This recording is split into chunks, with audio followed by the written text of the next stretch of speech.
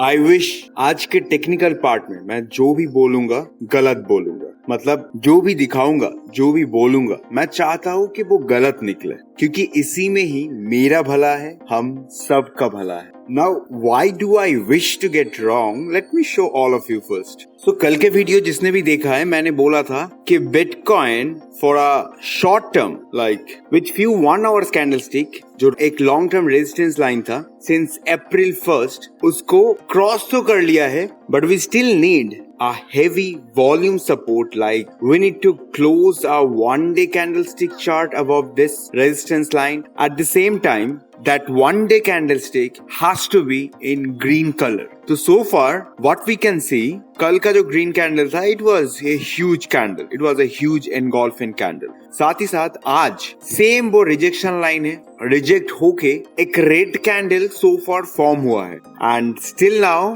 आज का जो कैंडल स्टिक है वो क्लोज नहीं हुआ है, जिसके चलते again I don't want to get into any conclusion, but I have a bigger picture for all of us and which is not at all a pretty picture, जिसके बारे में मैं बात करना चाहता हूँ, but more about this chart, this pattern, this technicality in the end of the video. But before that I want to address few of the question answers, like what would happen if all of your cryptocurrency exchanges filed bankruptcy. तो I'm expecting मेरा जो viewers है उसका 99% India से है, and since we all are from India, I'm also expecting कि we are holding our most of our assets on centralized exchange like CoinDCX Go, WazirX, and etc. etc. Now from the recent market point of view, the situation of Voyager and Celsius, so ये दोनों big exchange, big platform का अगर recent situation को study करूं तो हम सबको क्या पता चलता है एंड इससे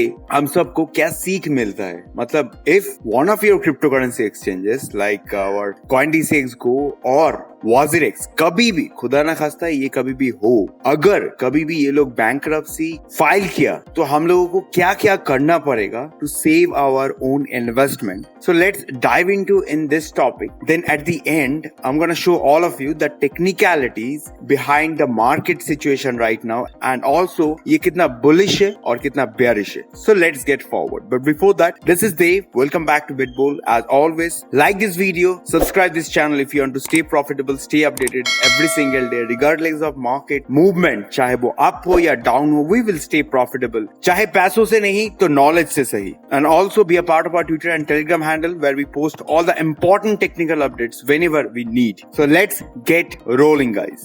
So आप में से जो भी ट्विटर पे हो, सबको शायद ये वाला लाइन एक ना एक बार तो नजर में आया होगा कि get your bitcoin of the exchange.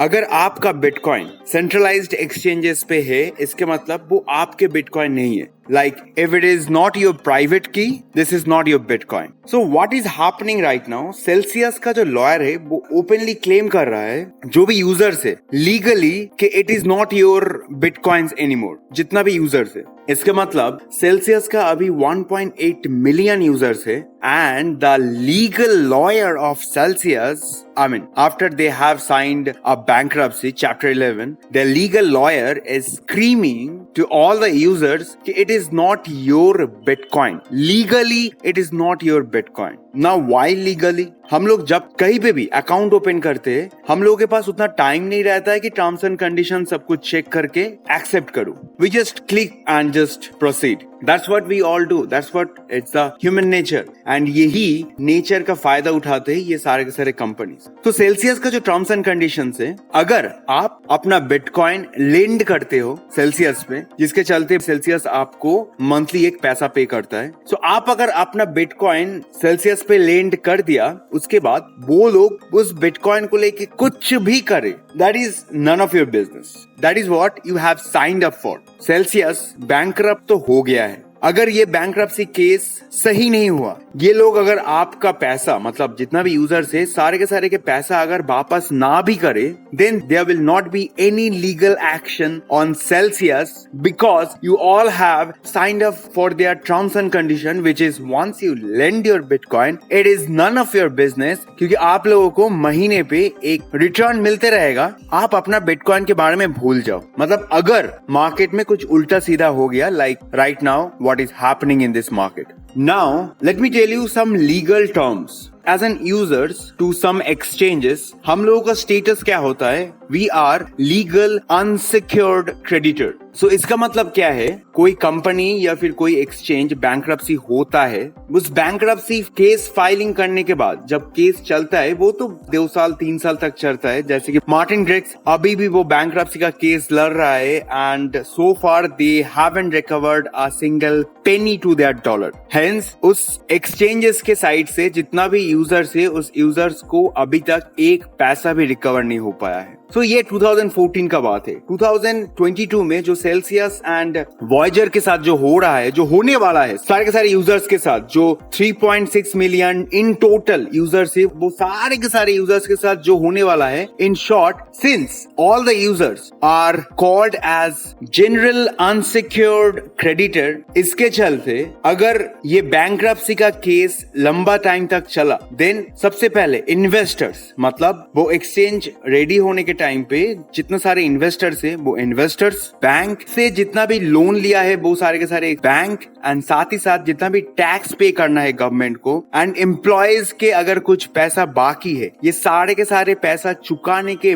बाद यूजर्स के नंबर आते हैं. मतलब जितना भी यूजर्स के पैसा इन लोगों के पास है एंड जिसके चलते ये एक्सचेंज जीरो से स्टार्ट करके आज इतना $billion कंट्रोल कर रहा है, वो यूजर्स लाइन में सबसे एंड पे आता है because they are general unsecure creditor. You can go and search in the Google the term what is general unsecure creditor. तो इसके मतलब अगर जो भी एक्सचेंजेस पे हम लोग अपना कॉइन्स रखते हैं वो कभी भी बैंक्रप्सी हो गए, फर्स्ट ऑफ ऑल तो पैसा मिलना भूल जाओ इन नेक्स्ट 5 to 10 years. अगर मिला भी देन सोच लीजिए आपका $10 उस एक्सचेंजेस पे पड़ा है, एवरी डॉलर का 1 penny आपको मिलेगा. मतलब एवरी डॉलर का 1 cent आपको मिलेगा. मे बी आपको 10 cent आपके अकाउंट में ट्रांसफर होगा. एज सेल्सियस इज टेलिंग कि ये लोग चाहे बिटकॉइन वापस करे या ना करे, सेल्सियस टोकन साथ ही साथ कुछ डॉलर्स अपना होल्डर्स के अकाउंट पे ट्रांसफर कर देगा. नाउ इमेजिन आप शायद जब बिटकॉइन का प्राइस $5,000-6,000 था, उस टाइम आप बिटकॉइन खरीदे हो एंड सेल्सियस को लेंड किए हो इन अगेंस्ट सम पैसा in every month. Now they are telling कि your Bitcoin is none of your Bitcoin.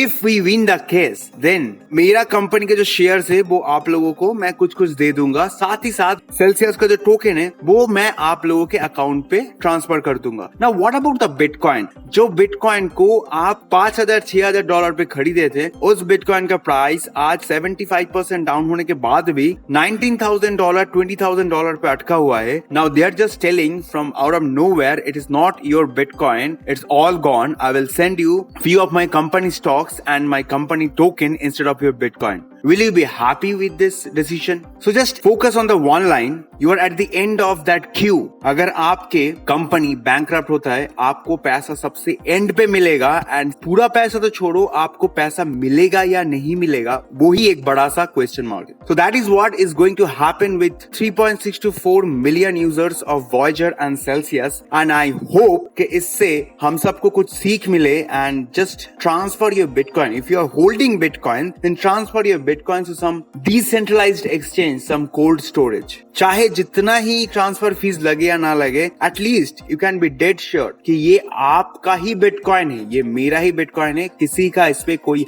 हक नहीं है. Now back to the technicality. In one day candlestick chart, ये फिर से एक flag pattern, bearish flag. It's not a bullish flag. एक bearish flag pattern create हो चुका है. So as we can see all the touch points in the top and bottom, अगर सबको मैं एक लाइन पे लाऊं, it is actually showing me a bearish pattern, and जो कि बहुत ही खतरनाक हो सकता है क्योंकि ऐसा ही सेम पैटर्न हम लोगों को इससे पहले कहाँ दिखे थे. अगर आप सब भूल गए हो तो ऐसे ही बेयरिश फ्लैग पैटर्न हम इससे पहले जब बिटकॉइन का प्राइस 48 to 32 के अंदर था, ये सेम प्राइस दिख चुके हैं. Now we are exactly witnessing the same kind of pattern right now. Maybe size थोड़ा छोटा है बट पैटर्न सेम है. एंड ऑल्सो जो टर्म्स एंड कंडीशंस था, जो ये रेजिस्टेंस लाइन फ्रॉम अप्रैल से लेके आज तक चल रहा है, इसको अगर ओवरकम करना है, सबसे पहले इधर